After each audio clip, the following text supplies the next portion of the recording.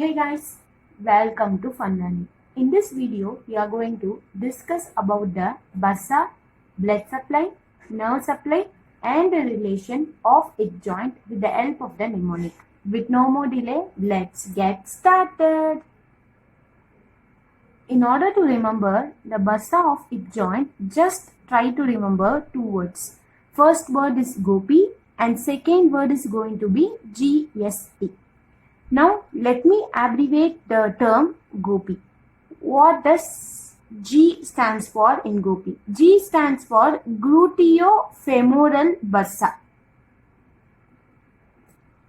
O stands for obturator externus and obturator internus bursa. P stands for pyriformis bursa and I stands for ischial bursa. Okay, in Gopi, G stands for gluteofemoral, O stands for obturator externus and obturator internus bursa, P stands for pyriformis bursa and I stands for ischial bursa. Now let me abbreviate GST. In that, G stands for a bursa that lie under gluteus minimus muscle and gluteus medius muscle. Okay, va? So G stands for a bursa that lie under the gluteus minimus muscle and gluteus medius muscle. S stands for subpsoas bursa. And T stands for trochanteric bursa.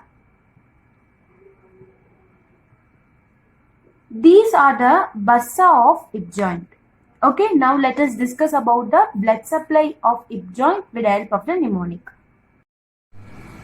In order to remember the blood supply of hip joint, just try to remember two words. First word is fork and second word is going to be R, O-R. Now let me abbreviate the term fork.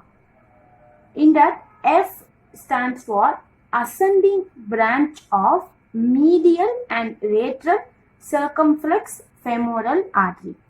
So, ascending branch of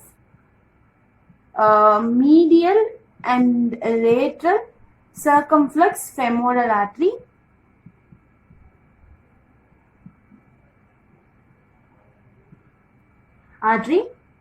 O stands for acetabular branch of obturator artery.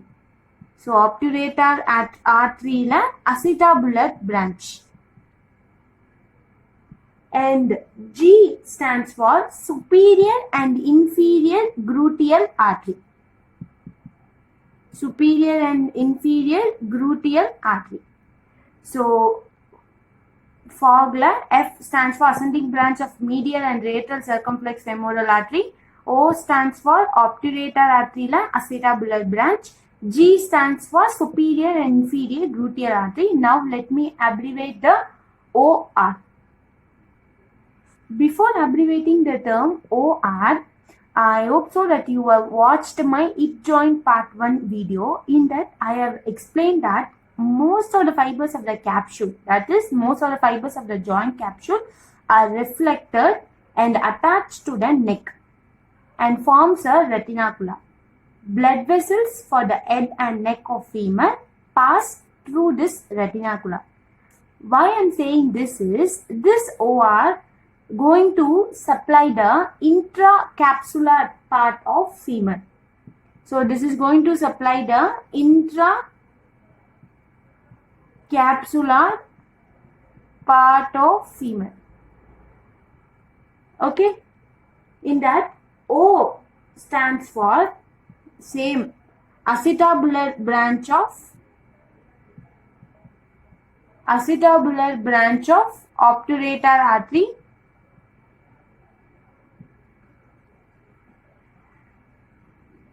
And R stands for retinacular artery.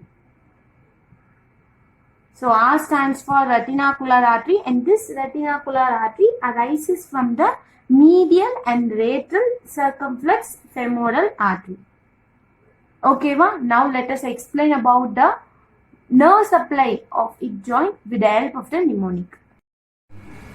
Now let us discuss about the nerve supply of hip joint with the help of the mnemonic. In order to remember the nerve supply, just try to remember SOFQ.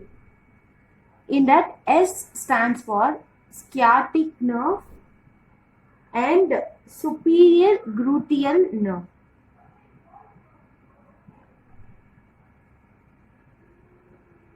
O stands for obturator nerve.